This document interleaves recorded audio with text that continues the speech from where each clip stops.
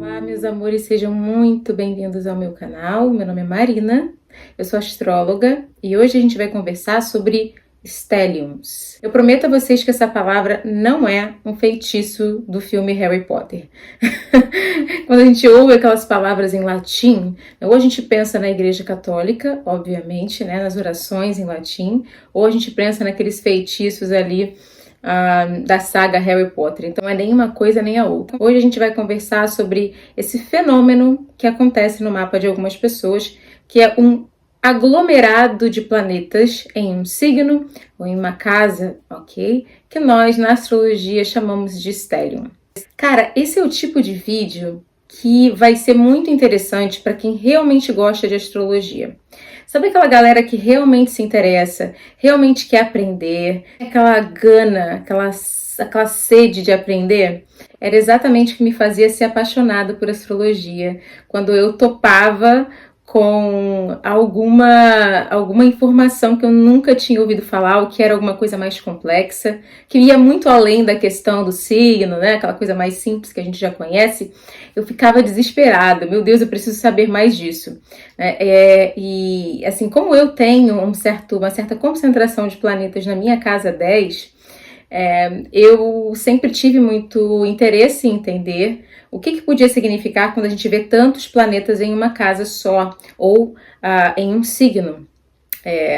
Então, para mim, o stellium, eu acho que o stellium é um tópico que, para quem só quer astrologia para usar a astrologia, sabe? Aqui eu usei, isso eu quero, isso eu não gosto, isso eu jogo fora.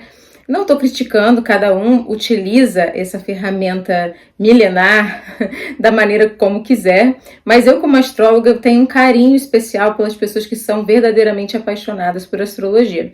E eu acho que esse vídeo é para vocês aí, ok? Porque é algo que vai além do conhecimento mais básico do que é astrologia, do que é... A gente entra aqui em questões de desenho de mapa, por exemplo, que talvez eu traga para vocês em algum momento. A gente sabe que alguns mapas têm um desenho muito claro. Essa semana eu estava fazendo um mapa de uma moça e ela tem o perfeito formato de balde, né? E tem um significado para quando a gente vê aquele formatozinho do balde, ou seja, vários planetas aqui embaixo com um planeta lá em cima fazendo oposições.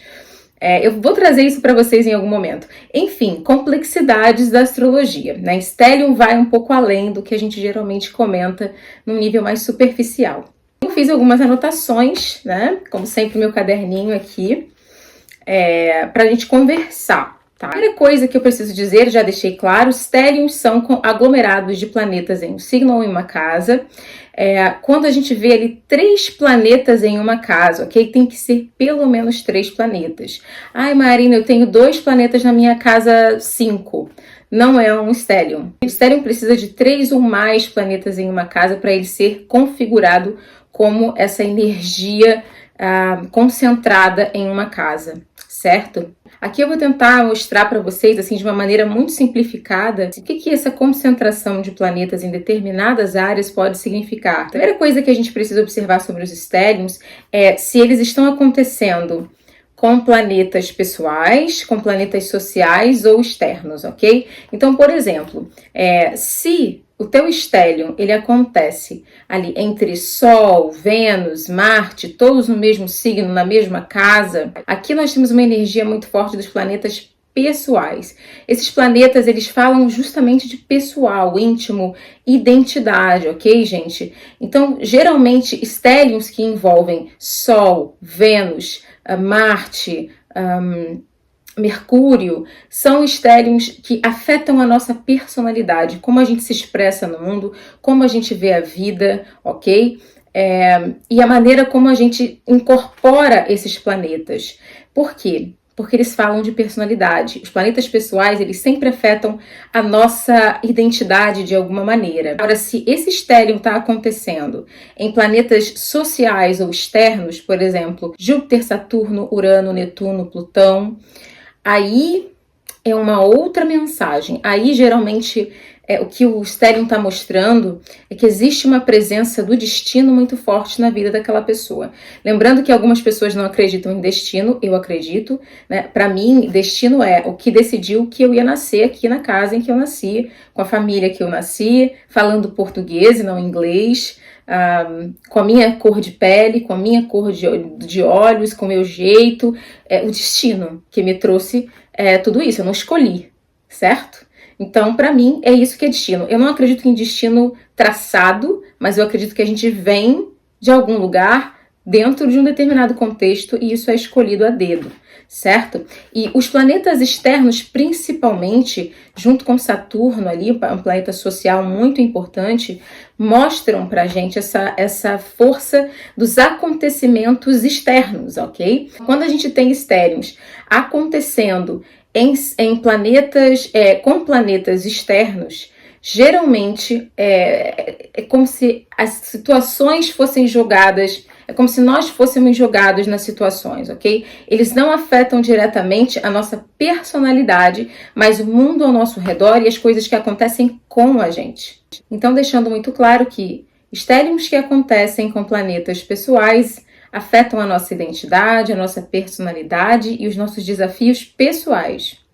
E os stelliums que acontecem em com planetas sociais e planetas exteriores, externos, trazem uma energia para a nossa vida de situações que nos jogam no fogo, ok? Então, por exemplo, Marina, se eu tenho o Sol em conjunção a Vênus, em conjunção a Marte, e Mercúrio, talvez, eu tenho ali 4 planetas no mesmo signo, existe uma força muito grande na minha personalidade, na maneira como eu vivo a minha vida, que carrega essa combinação de planetas e a energia desse signo aí que está muito forte impressa em mim, ok?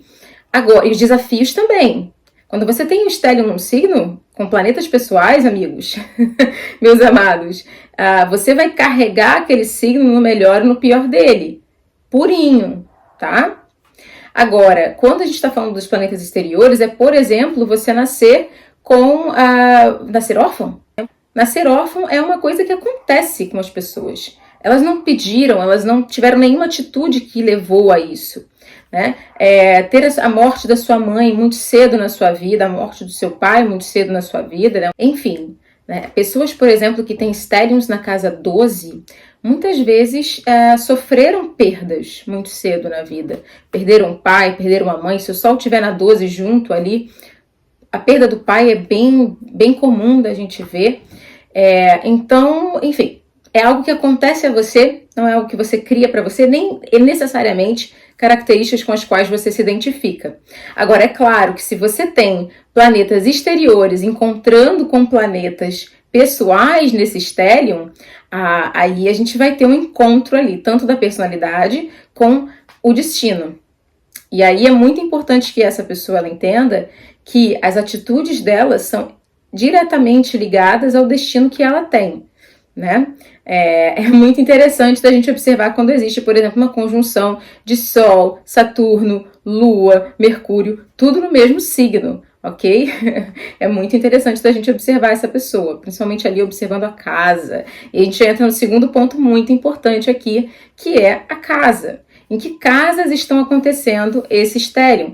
Lembrando que as casas mais expressivas do nosso mapa, que afetam mais assim o nosso centro, são as casas cardeais. Então a casa 1, a casa 4, a casa 7 e a casa 10. Então se você tem um stellium nessas áreas, definitivamente existe uma força de energia te impulsionando ali para as questões de cada uma delas.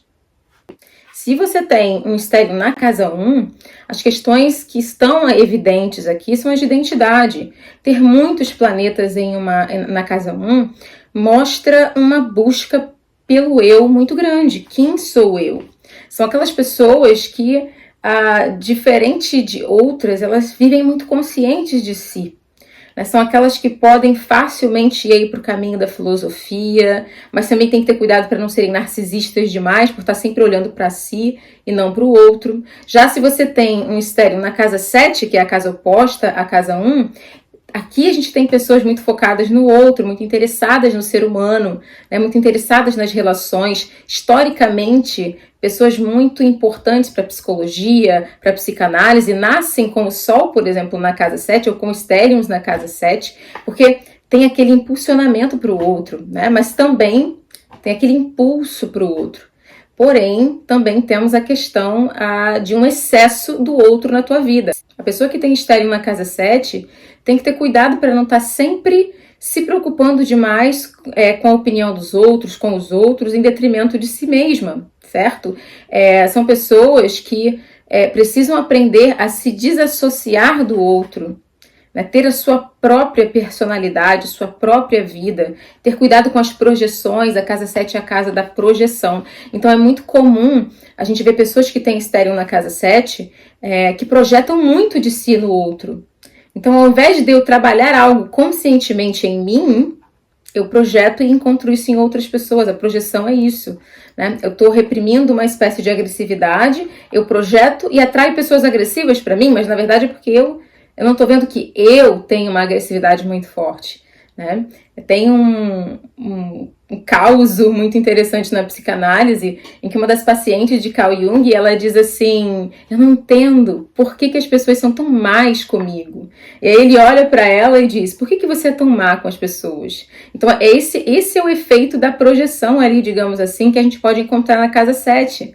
Né? As pessoas que têm casa 7 têm que ter cuidado para não estarem sempre olhando para o outro como se estivessem olhando para elas mesmas e confundindo uma coisa com a outra. Limites são muito importantes aqui. Os relacionamentos, quem tem estéreo na casa 7 tem um foco muito grande nos relacionamentos, ok?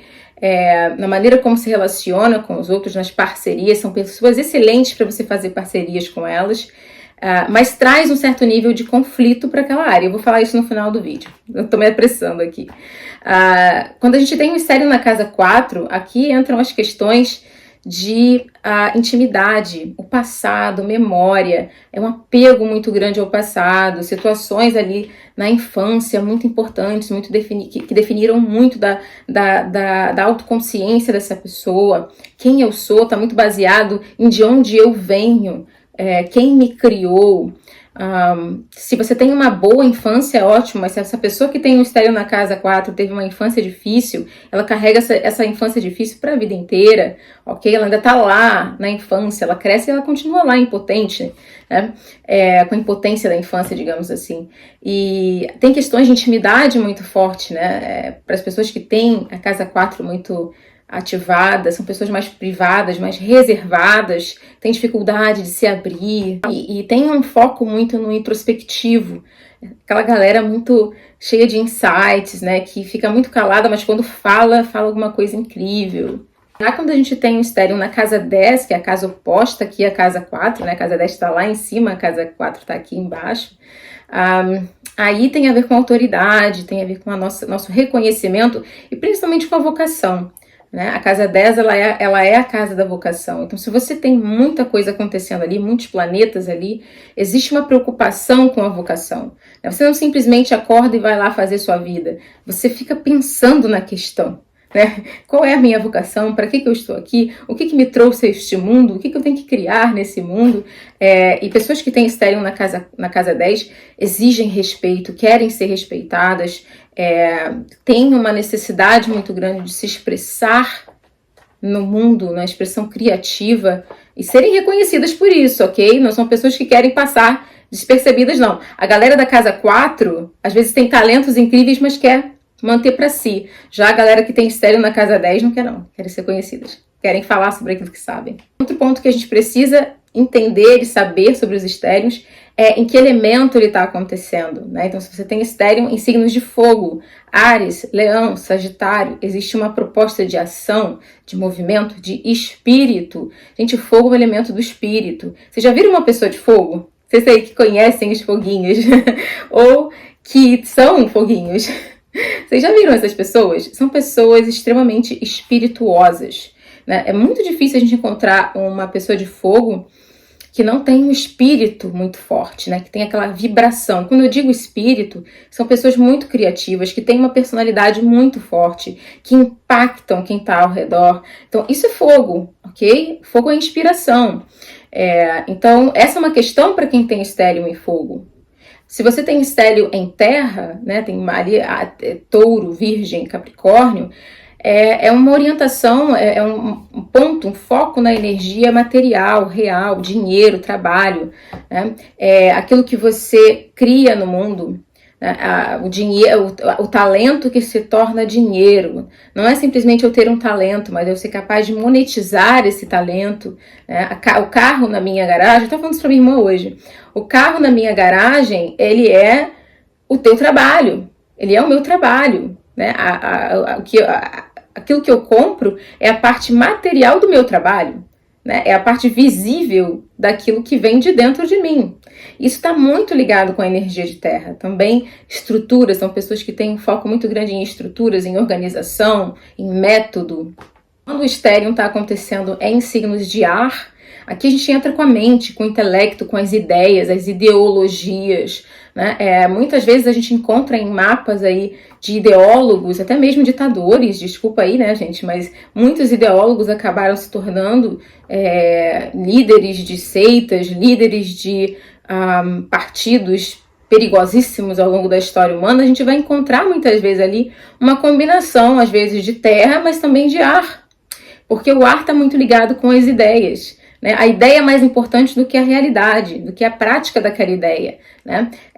Também tem uma preocupação muito grande com a lógica, com a comunicação. Né? Então, se você tem um estélio em ar, você é uma pessoa que tem um foco nessa área da fala, na área do convencimento, dependendo ali do signo no qual está acontecendo. Lembrando que ar é Gêmeos, Libra e Aquário.